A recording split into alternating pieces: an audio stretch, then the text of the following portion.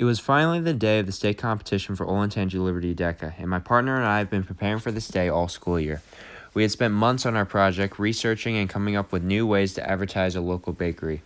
We had rehearsed the presentation the night before, and I felt pretty confident. The chair I was sitting on was rough and a little uneven as one of the legs were shorter than the others.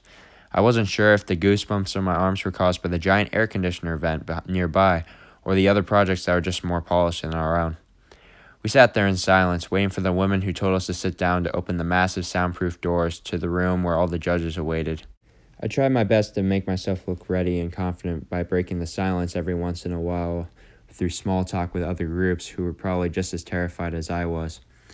We had 5 minutes before it was our turn to present.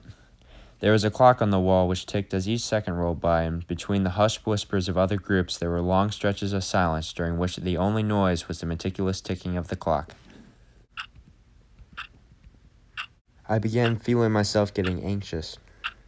My heart began beating with the pace of the clock, every beat getting louder in my chest. I was taking deep breaths, trying to calm down, but that had little effect. I felt like I was going up the first hill of a roller coaster for the first time, holding onto the latch bar for dear life. I looked at the clock again. It was 4:21, which was 1 minute after the time that we were supposed to present. I sat there a little while longer and looked at the clock again. 4:22, 4:23, 4:24. What was taking so long? I said to my partner. He just shrugged and kept staring at the wall. He was playing it cool in front of the other groups, but I could tell that he was nervous by the colorless face and the anxious tapping of his foot.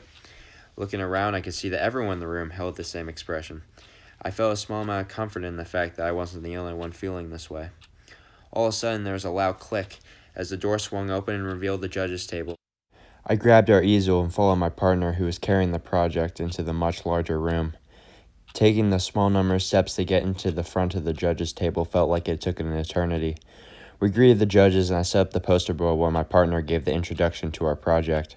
I stood there, saying his part in my head while I waited for my turn to speak. As he was wrapping up, I began to panic, worried that I was going to forget my lines. In the transition between segments, I took a deep breath and began to speak to the wall behind the judges, hoping that it would ease my nerves. It actually worked. I started to feel a lot of confidence all at once. By the next time I had to speak, I was ready, and I got my points across nicely. The 15-minute presentation flew by, and I was relieved when it was all over. All the time I spent working on that project was finally worth it. I was overwhelmed by how well we did. We might not have won the competition, but in the end, it was a great experience.